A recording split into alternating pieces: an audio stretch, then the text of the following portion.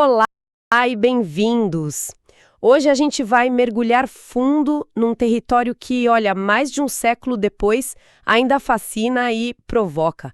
A mente, segundo Sigmund Freud. E é bom a gente começar com um aviso, né? Sim, um ponto de partida importante. A nossa conversa aqui não vai tratar a psicanálise como ciência de laboratório. Exato. Suas teorias não são comprováveis ou refutáveis do jeito que a física é, por exemplo. Não é essa a proposta. A ideia é outra. A gente vai explorar a psicanálise como uma poderosa perspectiva filosófica, sabe? Uma ferramenta para a gente tentar entender melhor a mente humana. Exatamente. Uma lente de interpretação. E para começar, tem aquela metáfora que quase todo mundo conhece, a mente como um iceberg. A pontinha que a gente vê ali fora d'água é a nossa consciência. Aham. Mas o que interessa de verdade na nossa análise é a massa gigantesca, a parte invisível que está submersa. Esse é o inconsciente. Pois é. E o material que a gente está analisando argumenta que é justamente aí, nesse lugar oculto, que as raízes de muitos dos nossos desafios, tipo ansiedade, depressão, vícios, podem ser encontradas. É um porão escuro da nossa própria casa.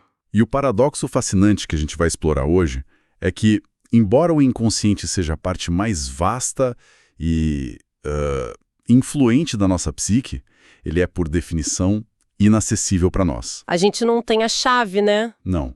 O trabalho da psicanálise, como Freud concebeu, é uma jornada para iluminar essa escuridão. Tem até uma história. Opa, gosto de histórias.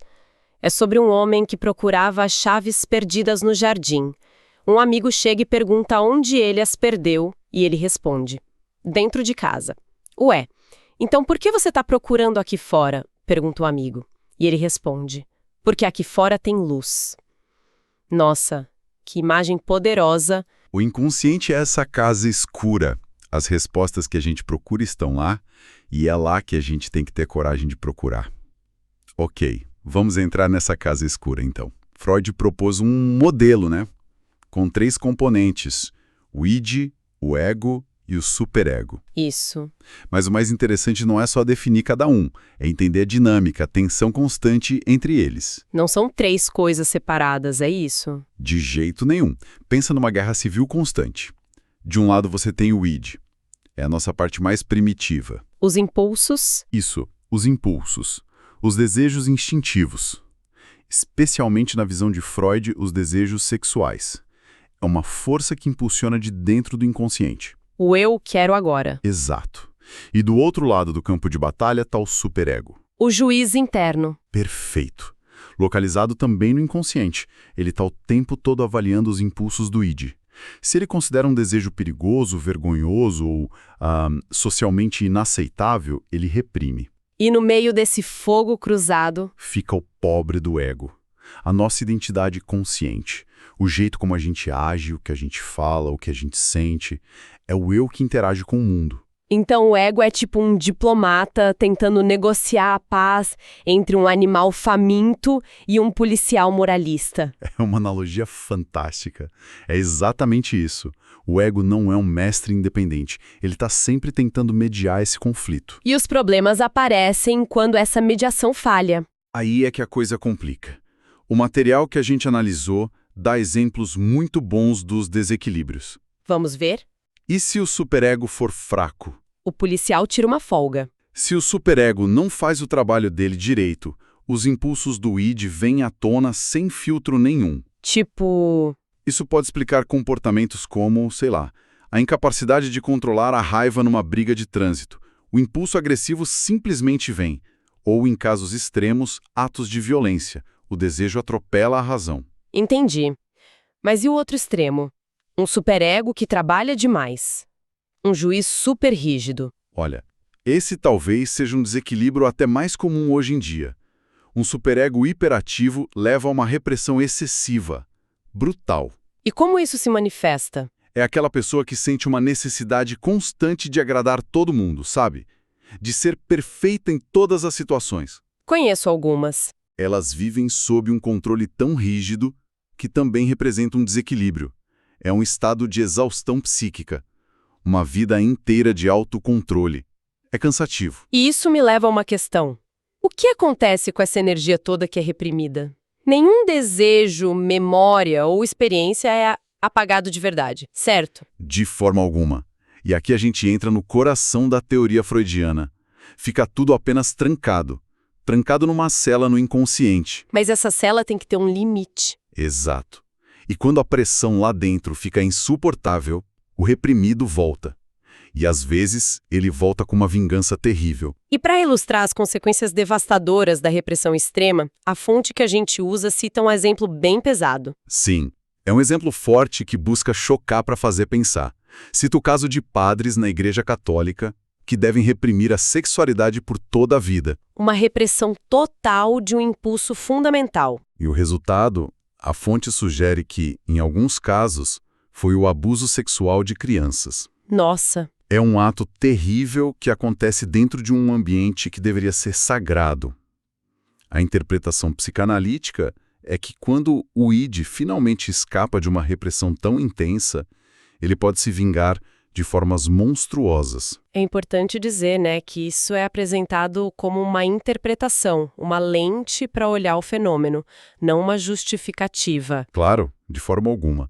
É uma tentativa de entender a dinâmica psíquica por trás de um ato tão complexo e horrível. Esse exemplo me lembra um dos casos clínicos do próprio Freud, que também está no material. Uma mulher que sofria de histeria. Exatamente.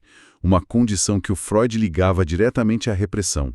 Essa mulher tinha paralisias, sintomas físicos sem nenhuma causa médica aparente. E o que Freud descobriu? Usando hipnose, ele a ajudou a acessar uma memória.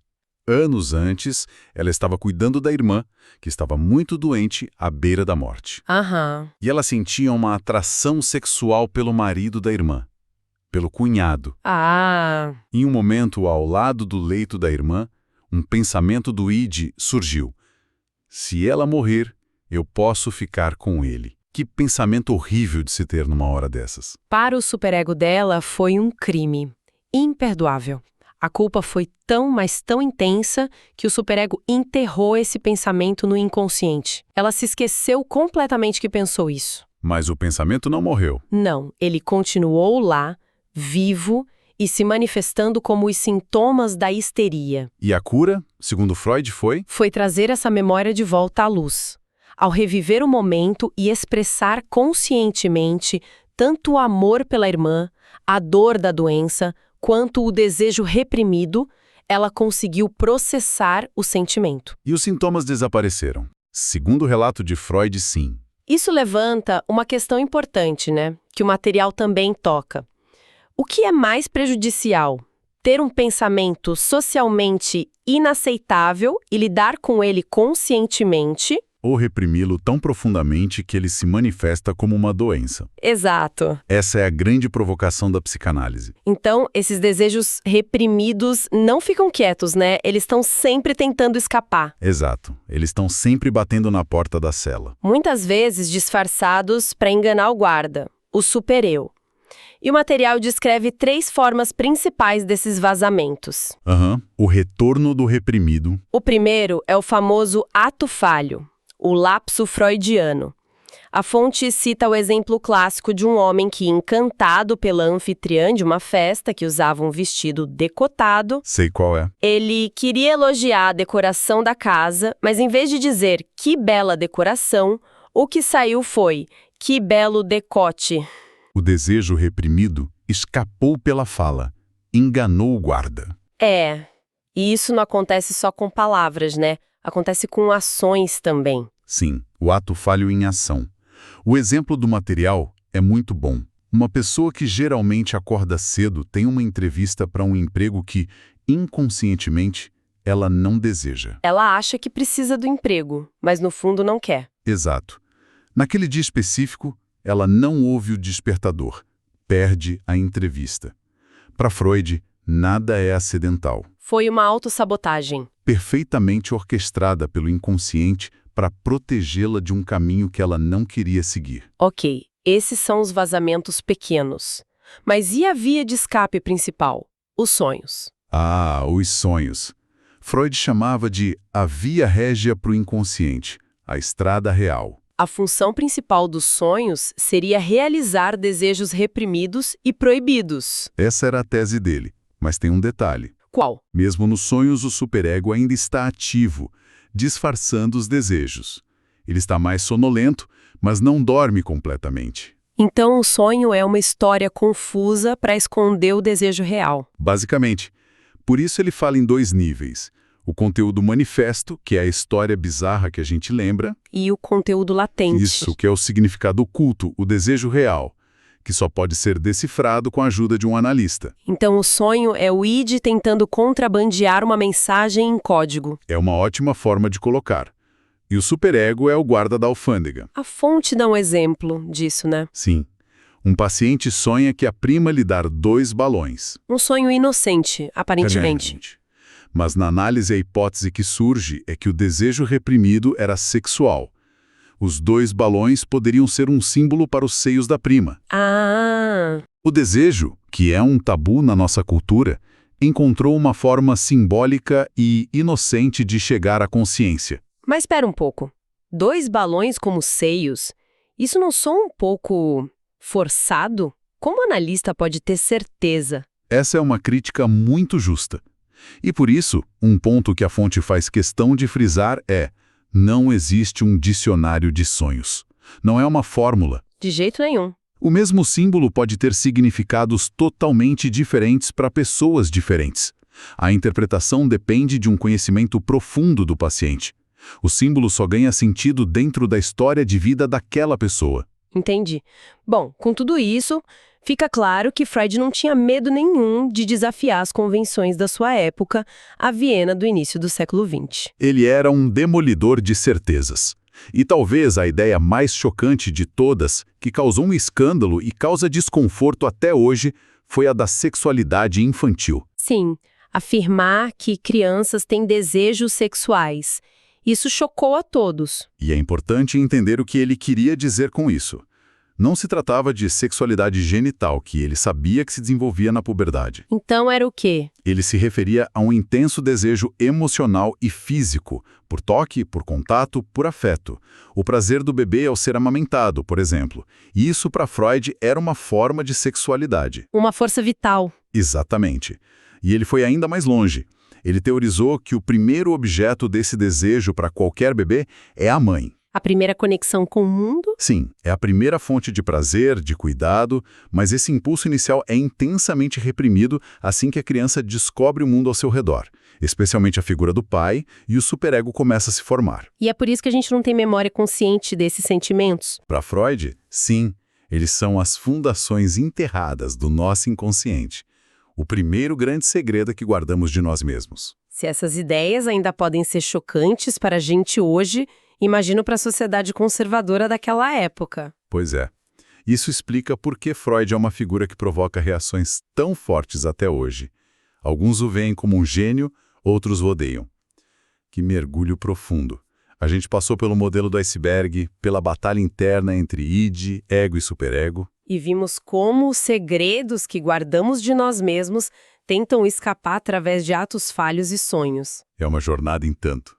E conversas como esta que nos fazem pensar são o motivo pelo qual a gente faz o que faz.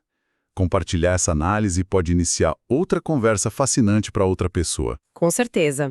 A fonte nos lembra que a psicanálise é, acima de tudo, uma busca pelo autoconhecimento. E isso me leva a uma última reflexão para quem nos ouve. Manda, se tantas das nossas motivações, dos nossos medos e desejos, estão escondidos de nós mesmos, em que medida a gente pode realmente dizer que se conhece? Uma pergunta difícil. E o que poderia mudar nas nossas vidas se a gente dedicasse um tempo para escutar os sussurros que vêm dessa parte escura e silenciosa da nossa mente?